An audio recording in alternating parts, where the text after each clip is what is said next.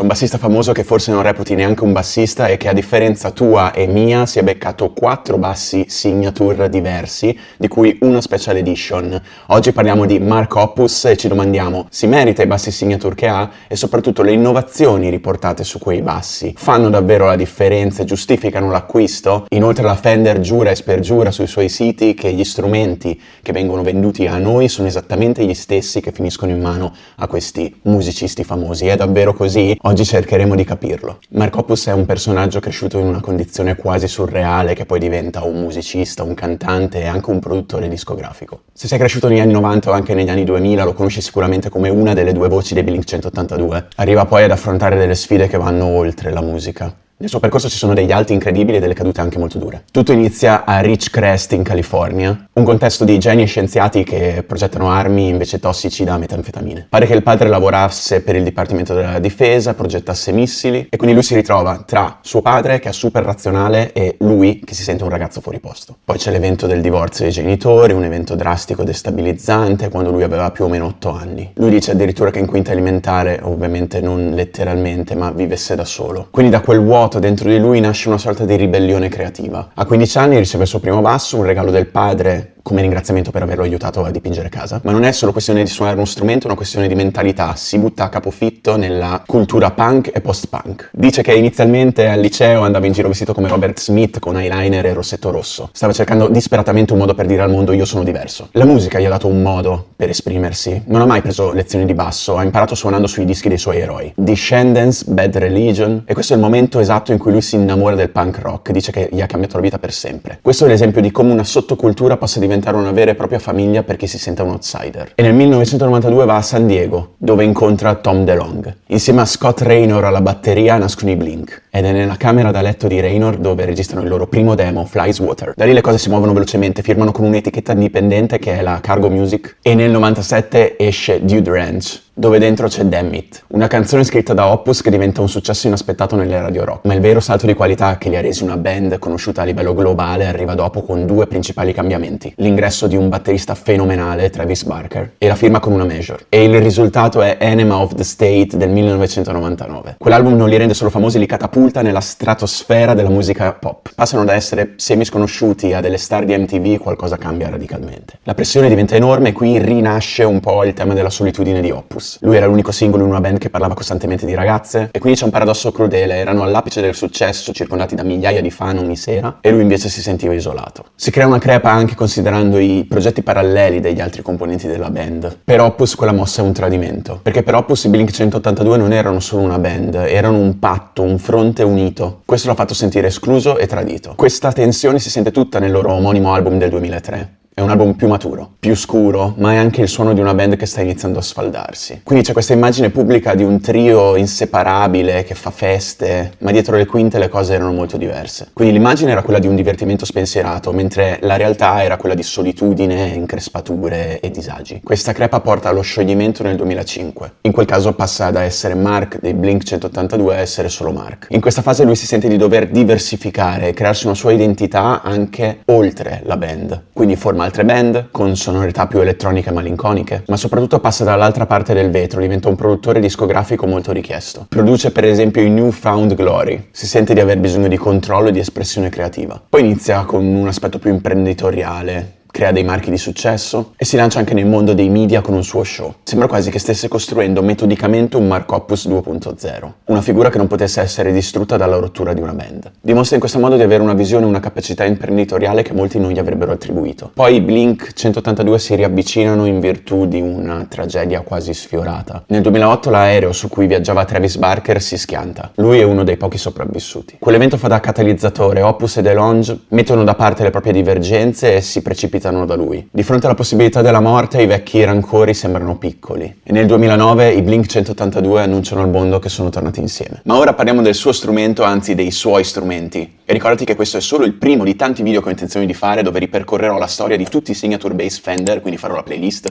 Ricordati di iscriverti al canale per non perdertene neanche uno. Il classico suono pop punk è dato dal Precision Bass, ok? E fin qua lo conosciamo tutti. La grande caratteristica del Precision è il suo split coil. Lo split coil tradizionale ha una posizione caratteristica delle bobine. La bobina più in alto è più vicina al manico e cattura la vibrazione del Mi e dell'La, mentre la bobina delle alte frequenze, quella del Re e del Sol, è più vicina al ponte, sebbene di pochi centimetri. Questo definisce gran parte delle caratteristiche sonore del Precision. Tra l'altro in questo canale ho parlato della storia dei miei bassi, come per esempio il Jet Bass, il Music Man, vai a recuperare la playlist. Se sei in zona Emilia-Romagna e hai un Precision da prestarmi, mi piacerebbe tanto fare un confronto. Lo split coil tradizionale del Precision determina che il Mi e il La siano più corpose ma un po' slabbrate. Alcuni, e forse Mark Hoppus è uno di questi, dicono che il suono del Precision sia leggermente disomogeneo. È per questo motivo che il signature bass di Hoppus presenta la caratteristica peculiare di avere lo split coil invertito. Quindi ci ritroviamo la bobina che copre il Mi e il La più vicino al ponte, mentre la bobina che copre le frequenze più alte, il Re e il Sol, è più vicino al manico. Stando a quanto riportato da Fender, da Hoppus e da alcuni che hanno provato questo split coil invertito, il Mi e il La in questa configurazione avrebbero una definizione maggiore, sarebbero più strette e definite e il suono complessivo dovrebbe essere più equilibrato. Alcuni utenti online addirittura definiscono questo suono come se fosse campionato, in un qualche modo meno naturale rispetto a quello di un Precision tradizionale. Inoltre l'effetto fisico dovrebbe essere quello di un Re e un Sol più corposi, essendo la bobina dedicata a loro più vicina al manico. Però non possiamo non ricordarci che lo split coil invertito dei signature bass di Mark Hoppus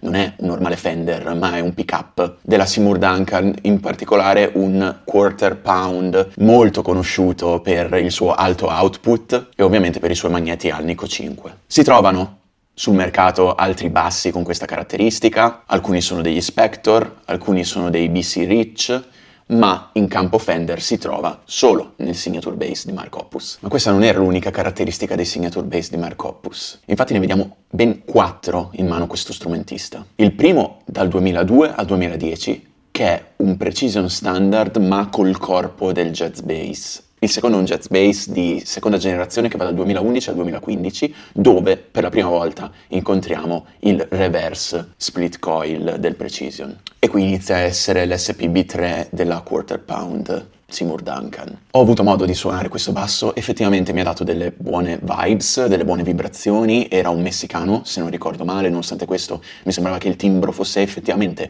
molto caratteristico e di alto livello rispetto a bassi che possiamo considerare non il top di gamma, e quello split coil mi dava effettivamente qualcosa di più interessante. E qui entra la mia prossima domanda. Per quale motivo alcune caratteristiche non vengono inserite di serie su bassi che non siano signature bass, ma siamo costretti ad acquistare dei signature bass per avere quelle determinate caratteristiche? Ovviamente la risposta potrebbe essere il mercato, ma io vorrei da Fender una prospettiva più in avanti, riuscire a svincolarsi dalla nomea di bassisti specifici per introdurre delle caratteristiche che sono proprie solo di quel basso. Vorrei semplicemente un Precision che non sia a nome Mark Hoppus e che però possa darmi la possibilità di avere uno split coil invertito come in quel caso. Dimmi la tua nei commenti, ti interesserebbe avere una gamma di bassi Fender che va al di là dei classici reiterati da 40 anni, 50 anni, il classic vibe, sempre sul classico, fateci vedere qualcosa di un po' più innovativo, anche svincolato dalle richieste di musicisti specifici che poi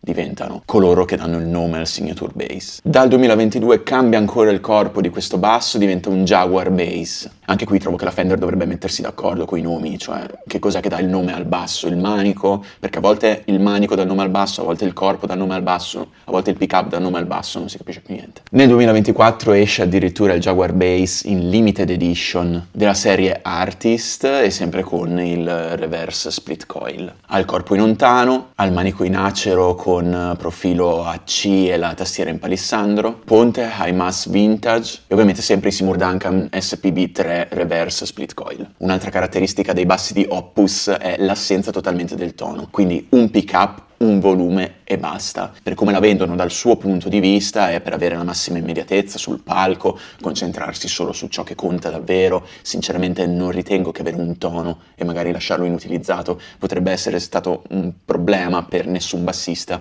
ma capisco che la Fender vada incontro al volere di colui che dà il nome al basso, di conseguenza se vuoi uno split coil della Fender in reverse ti becchi anche l'assenza del tono. Inoltre, come vi dicevo all'inizio del video, c'è la Fender che giura e spergiura che esattamente i bassi che vengono messi sul mercato sono quelli che vanno in mano poi a questi musicisti famosi, a Mark Hoppus, in teoria se li porta sul palco. Ecco, bastano delle prove fotografiche, trovate sull'Instagram di Hoppus, che dimostrano come effettivamente questo non sia così. L'esempio è quello del Truth Road, che per i bassi messicani in genere è sulla paletta la regolazione del Truth Road. Invece non è così per i bassi che vengono utilizzati sul palco da Hoppus. Questa è la prova fotografica. Voi potreste dirmi, magari lui ha delle preproduzioni, magari quello era un basso fatto su misura. Sicuramente i musicisti non utilizzano i bassi messicani che vengono dati in pasto a noi, ma non approvo questa tecnica di marketing che dice sì, ma stai tranquillo, il basso che hai tu in mano è lo stesso identico che ha lui sul palco. Probabilmente quelli che vengono dati a loro, anche se non sono marcati custom shop, sono dei custom shop, oppure sono davvero delle preproduzioni per cui loro hanno delle caratteristiche diverse rispetto alle nostre. In ogni caso non mi piace molto questa cosa, fammi sapere la tua nei commenti che cosa ne pensi. Ad ogni modo questa piccola modifica, questo reverse split coil, ha definito il suono di Mark Hoppus, ha definito l'immaginario del suono del punk rock in generazioni di bassisti. E quindi ci lasciamo con una riflessione finale. È incredibile come una piccola modifica del genere possa avere un impatto così grande su un suono di un intero genere. Questo era il mio excursus sul Precision Bass o Jazz Bass o Jaguar Bass di Mark Hoppus. Fammi sapere cosa ne pensi nei commenti, ricordati di iscriverti al canale per non perderti nessun video. Qui ti lascio la playlist dove trovi tutta la storia dei miei bassi, il loro incredibile successo, la loro evoluzione, come hanno definito il suono di interi generi diversi. E io ti ringrazio e noi ci vediamo al prossimo video.